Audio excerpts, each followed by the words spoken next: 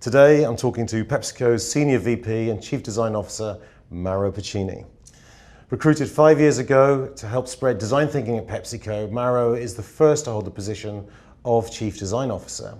He champions design-led innovation at PepsiCo and on the global design stage, and recent innovations spearheaded by him include new premium bottled water, Life Water, and new vending machine, Hello Goodness, stocking better for you snack choices. So welcome, Mauro. Hello, it's a pleasure to be here with you. Likewise. So first of all, I wanted to start off by asking you about your role. You've been in it for 5 years. How have you seen the role of design evolve over the last 5 years in PepsiCo? Well, design in PepsiCo didn't exist before I arrived as a function, but obviously the company was investing in design in a variety of different ways. What we are trying to do with design in-house inside the organization is to use our way of thinking as a community, what we call often design thinking, to identify new opportunities for the future of this company. Starting with understanding society, the world, where the world is going, understanding what is relevant for people today and in the future, understanding what is relevant for the company, for our business model, our culture, our processes, and then trying to imagine, dream, and then create and execute the products and the brands of the future. So design for us is a mix between innovation, understanding what are going to be those products and brands of the future, and then brand building 2.0, leveraging design and the design of every touch point of the brand to engage in a meaningful way, in a relevant way, people with our products and brands of today. So in the way that you've done that in terms of creating such a strong in-house design team, that is, strikes me as being a kind of a very unique way of modernizing the in-house design team potential and power that perhaps in the past has not been so strong. So can you just elaborate a little bit more on the relationship that you are building between your internal design team and external designers in terms of building the brands in the way you've just described?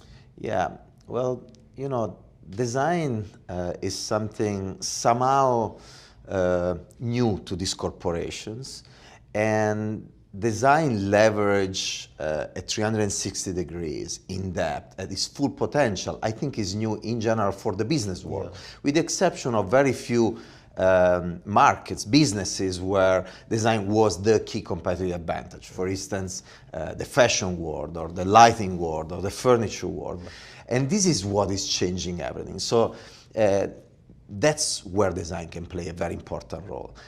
Design is all about understanding, once again, what is relevant to people, what is relevant to the company, and then leveraging the tools that we have as a community, our ability to prototype and storytell, to accelerate the process of innovation, make it more efficient, and mostly increasing the quality of the thinking and the quality of the output by using our ability to prototype to connect all the different functions inside the organization around an idea and enable them to co-create with us. Essentially, design has become the glue, the connector, the facilitator, the cultural interpreter among all the different functions to drive solutions that are meaningful to people. Now, if this is true, these kind of functions need to be in-house, because the old model was a model where you were buying a good idea from an agency, and the good idea was at least a good idea for the society. We have amazing design firm out there that can really come up with very, very good ideas, understanding society sometimes even better than these corporations, understanding their consumers even better than these corporations, because they have a different point of view or different accesses to these consumers and these people. Sometimes on top of it, they were even understanding what would be relevant to the company. But the reality is that that idea, that most of the time, was taken by this organization and killed within the organization. And it was, a blaming game was starting, the company blaming the firm not to do the right thing, not really understanding the company, the firm blaming the company of killing anything that is disruptive or different or new. But the reality is that innovation is really about how to take that idea and protect it all the way to the launch, to the market. And our model, at least, is an hybrid model where we work in-house, but we work always with many, many, many different kind of design firms for a variety of different reasons. We need different point of views. We need bandwidth. We need specific expertise that is more convenient and better to get access to through design firms than to build in-house. So there is an opportunity, I think, for everybody in our community. It's just a matter of understanding that the world is changing, and these corporations need to build extraordinary teams of design in-house. So you need extraordinary talents to join our world and this new challenge that we have as corporations, not just PepsiCo, any big corporation or small startup and enterprise, and then build a partnership with external agencies and firms to really together as a community help the business world leveraging design for growth and innovation. That's great. That's a really good illustration of, I think, of how you describe your design thinking that you are bringing to PepsiCo. So you've been here 5 years in this role, and you've been putting in place this model. You must have seen some progress. Are you able to measure the design thinking impact that you're bringing to PepsiCo? It's very difficult. Even before PepsiCo, I was tasked with the definition of an ROI for design already at 3M, my previous company. And already back then, I built this model to somehow build awareness about the value that we build, that we create. So essentially, first of all, you cannot isolate the design function or design variable from anything else. So it's not about what is the value that those X people bring to the company or that function brings to the company, but what is the value that a company design-driven can build for the top line and bottom line. Because at the end of the day, you want to sell and you want to make profit. That's the ultimate metric. And it cannot be applied just to one product, but it needs to be applied to the entire portfolio under a brand. So once again, the first most important variables at the end of the day are the financial one. But then on top of them, there are others that are almost enablers of the financial one. If you do right those things, you will get the financial one right. The first one is customer relation. The way we are leveraging design to build a partnership and a different dialogue with almost all of our customers is impressive. And this is really changing the game on how we can drive innovation within those kind of channels. The second one is value for the consumers. And again, you can measure it, or it could be simply observed by seeing how the consumer is talking about your products and brands, for instance, in social media. So you can have a feeling for that just by reading the social media, observing social media. Then impact on brand, we measure that. So it is the impact on the brand equity, brand I love, and so on and so forth, different kind of variables for each brand. Is the impact on our ability to do innovation. And is quality of the ideas, number of ideas that get to market, and speed, efficiency, therefore, of the process. Then there is there is our impact on, from a media standpoint. So how influencers, media are talking about us as a company. So it's more of a company kind of value. On top of it, and it's very important, when people think design, they always think about additional cost, adding cost to the product. The reality is that there are a series of productivity gains as well.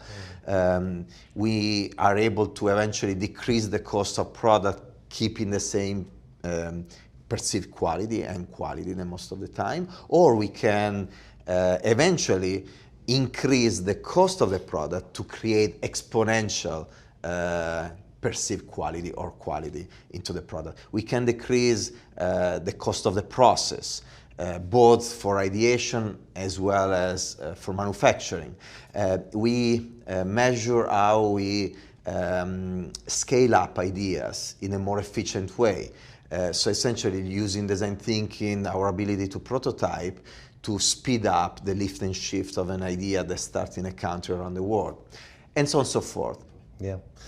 Well, again, that's a great answer for those that say, that don't know how to measure design thinking and the impact that design thinking brings. You actually listed about 5 or 6 really tangible things. So that's great that you do that. But I do agree that the overall impact can be sensed and felt. And so in those 5 years, what you're saying is that seems to be recognised now within the organisation, which is a huge organisation. There's something like 260,000 people work for PepsiCo. So you're saying that's now beginning to drift through the internal. Yeah, and this is my answer to your question. You need proof points as soon as possible within the organization. Our proof points at the beginning of this journey in PepsiCo have been the redesign of Pepsi, what we call Big Ball Blue, and then the work on equipment with the Spire machine family, Spire fountains, so these smart fountains. Both projects have been very successful from a variety of different standpoints. When you start to build these quick wins, these proof points, then the organization see it and they want to have more and more and more. It's like fire, just exponentially spread across the organization. So that's really, really important when you build a new culture. Great. Yeah, there's often been in the past, I think, an inbuilt resistance to change, which is ironic really, because design is all about change and you're being asked to change things, modernize things, be part of a society and culture which is radically transforming, as you described earlier. And yet when people see change, it can be quite frightening for them, and so the natural reaction is to reject, as you say. But to overcome that within a big organization is no mean feat, so it's great. I want to move on and talk about health now, because it's a big issue globally, consumers' health. And it seems like you are taking, and PepsiCo are taking consumers' health really seriously with the launch of Hello Goodness. Does, therefore, design thinking have an increasingly important role in helping shape social values around health and beyond that? If you think, I always compare design to other functions.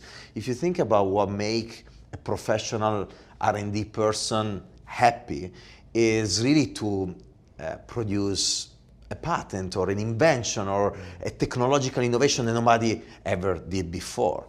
As a scientist going to work, that's your dream, your career advanced because of that. If you're a marketer or somebody in the business world, is all about business growth or eventually building amazing, iconic brands. But if you are a designer, think really what drives us is to put something in the hands of people that is cool, that is relevant, that is meaningful, that can change the world. So by definition, we are the advocates of people in this corporation or in the world in general. Marketers eventually are the advocates of brands and business, and R&D the advocates of technology. So if this is true for our community, then it's obvious that we're driven by doing something that makes sense for people. And sometimes, people are aware of it, they know what they want, and they're very vocal about this. Sometimes they have unarticulated needs that they're not even aware of, and that we need to somehow imagine, and then we need to craft solutions for them, and then offer them to them. And you need to do it in the right time, in the right context, so it's not that easy.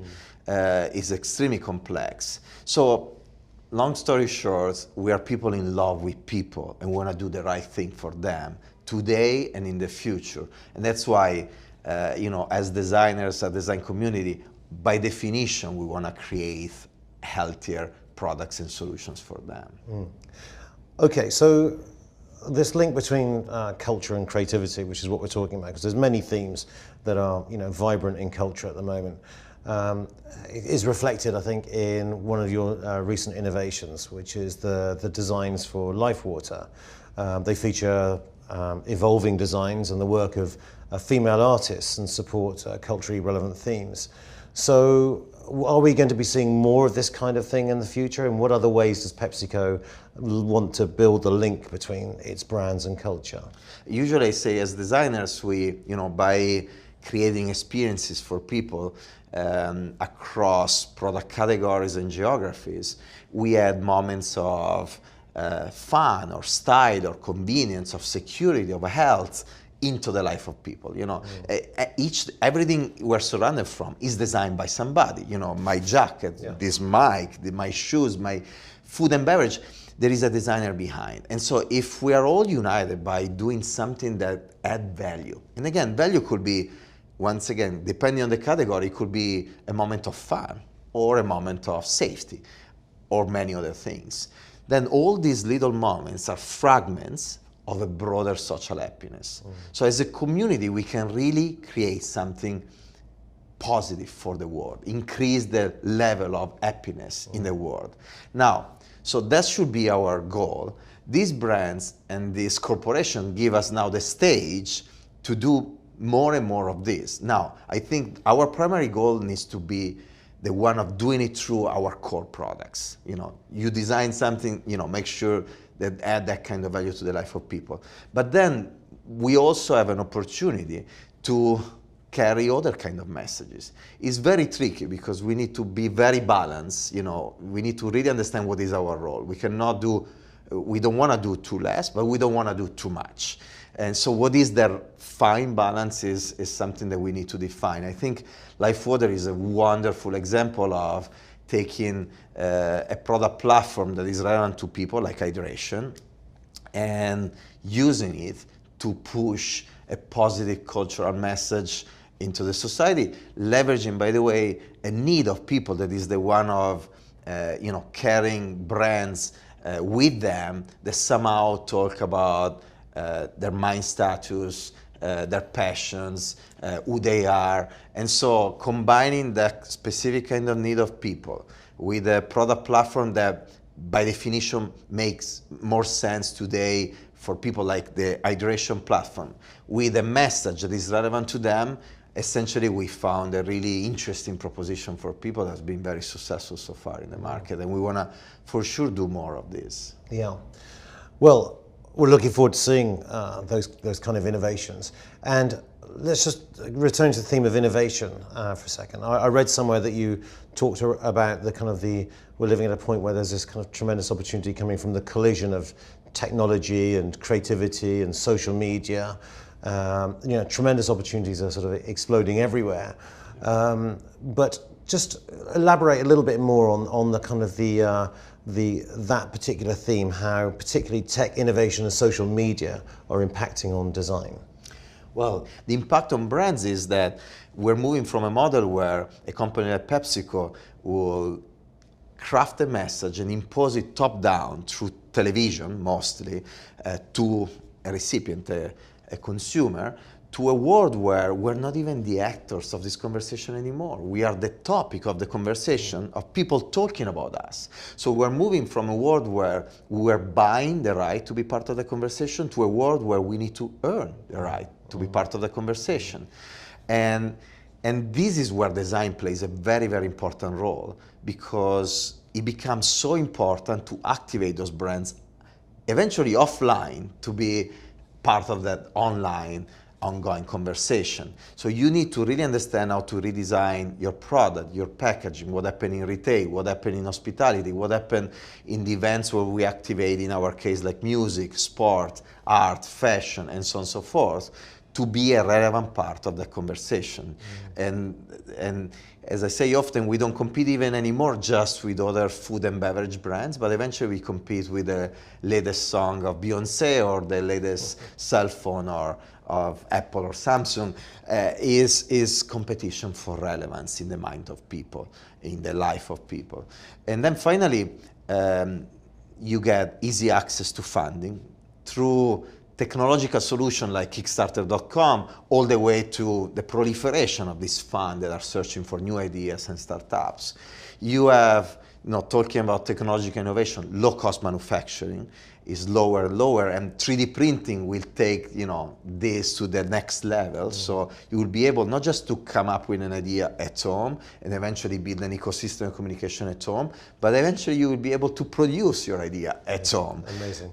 So this is going to change things even more. And then I just mentioned it, low-cost access. There is no barrier anymore to build bad system of communication. So all of this is changing completely the way these companies are doing brand building and innovation. And design can play a very, very important role to identify solutions that are meaningful to people, to create a communication that is as authentic as possible, and to do it in a very efficient way and a fast way, in a frequent way within the company. Yeah. We'll return to speed in a minute. Many people would say that design and innovation are separate things, but you made a big statement saying that they are the same thing. So is that because you feel that design is about creating the new and therefore that is innovation, or is it something different? Could you just explain why you think they are the same? People that are able to leverage all the different disciplines, the key ones, technology, business, and then human beings, essentially desirability, viability, and feasibility, to build solutions for people. There is not education in the planet. It's not business school, it's not R&D school, it's the only one that formed this. That is what innovation is about. Innovation is about understanding what is relevant to people, what we call empathy, is understanding what is relevant to the company, is the strategy, and then using the ability to prototype to craft solutions that make sense to the company and to the people. By the way, I just listed the 3 key components of what we call design thinking. And design, as you said, is the link between the two. Now, you've been talking a lot about speed and the importance of being fast and innovating fast, and we all know the world is getting quicker and quicker. But I also feel that there's a point where if you go too fast, you can stumble and fail and make a mistake. So I suppose the question I've got for you is about the relationship between being so fast that you can make mistakes. Is that a good thing? Or are we just on an exponential kind of curve of speed just to get things out to market? What's your relationship? How do you reconcile the relationship between speed of innovation and the potential to make mistakes as we get faster? Yeah. I'll give you 2 answers to this. First of all, it's not just about speed, but it's about polarizing the speed that there is inside the organization. We need to go slower in certain areas and really dedicate the right time, resources. And those are areas where we have the opportunity to build the biggest barrier to the entrance. Most of the time I'm talking about technological innovation. So if we can invest in R&D, in technology, to build something that is totally disruptive, for that kind of innovation, you need time. It's just by definition. There are other areas where you just need to move fast. One of the problems of these companies, often they're trapped. They're in the middle. They're not fast enough or they're not slow enough. So let's define the 2 kind of projects, and then let's really either be very fast and lean, so move really in a very nimble way, or just place big bets. You need both. So that was the first point. The second point is that we live in a world where no matter what, competition is moving very fast.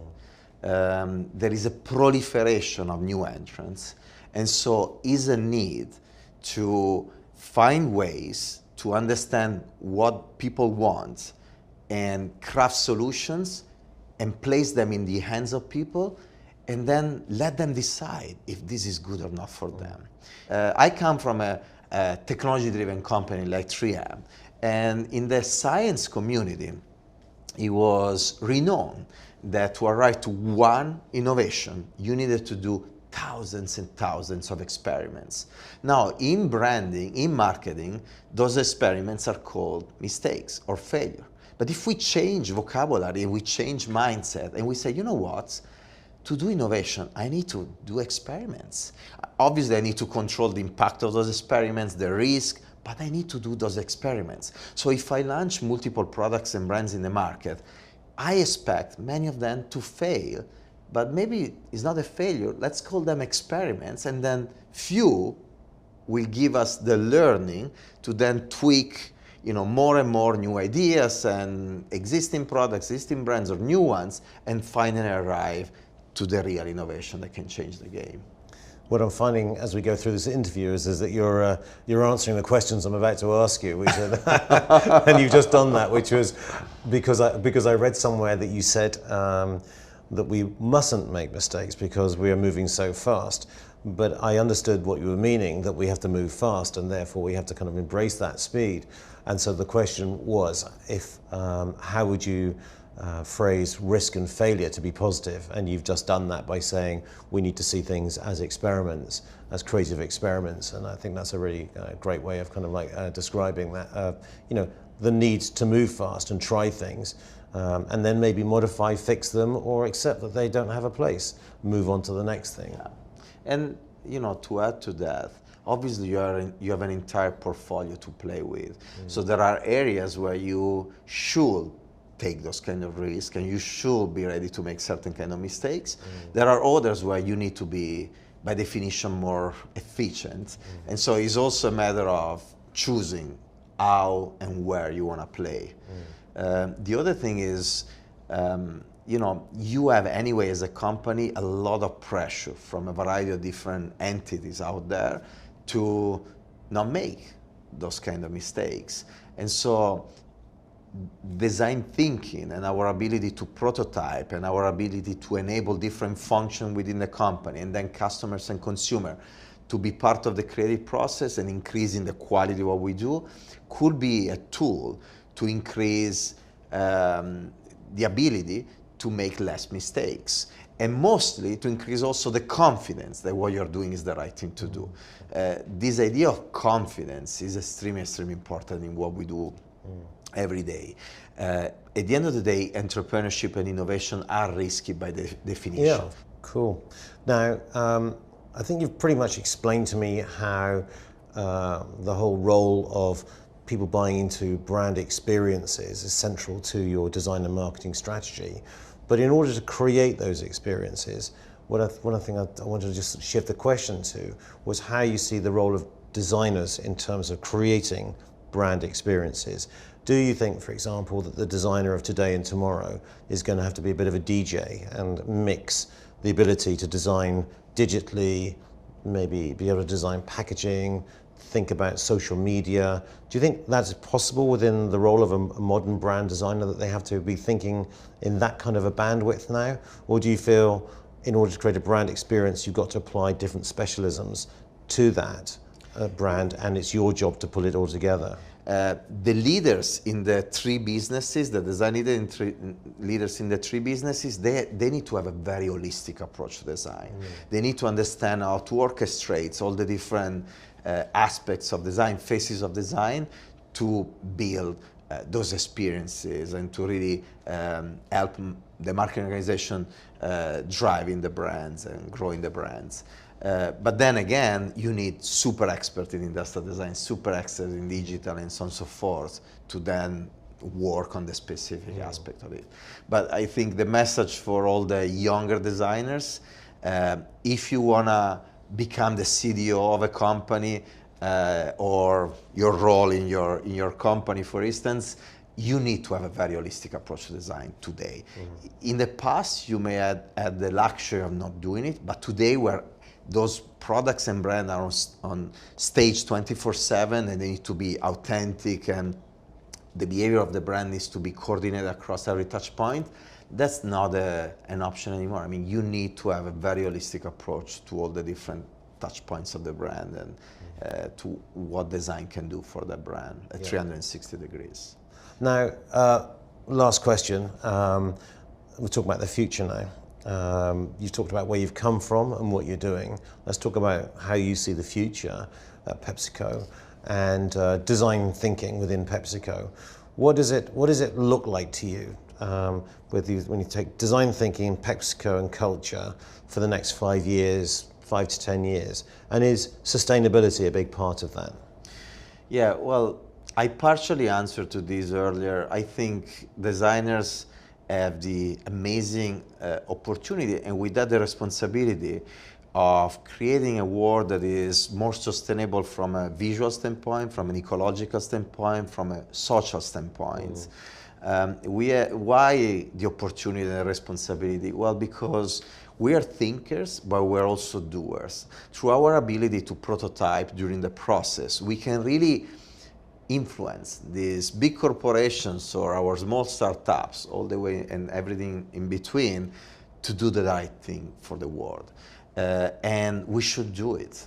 I think if we are all united as a community by this intent, by this goal, we can really create a better world, a more sustainable world, an happier world.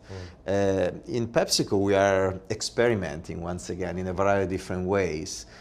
For instance, talking about sustainability, we launched in Brazil this new brand called Drinkfinity that is essentially is a bottle that is reusable, and then you have a pod that you apply on the bottle, you put water inside the bottle, and then essentially this pod has two chambers, one with a liquid part and one with a solid part that mix together with the water, and you get your fresh drink in the moment. The pods are recyclable, the bottles are usable. So we are trying to experiment different kind of models, different kind of products. We started in Brazil with Drinkfinity. We're going to launch it also in other countries. It's an area obviously of focus for all of us. Fantastic. Well, that's pretty much it. It's been a great interview, and it's, I think, a real pleasure to see how you're making a really big impact within a huge organization like PepsiCo. And we wish you all the best for continuing that success. And thank you very much for spending time with us today. Thanks to you. Pleasure. Thank you very much. Thank you.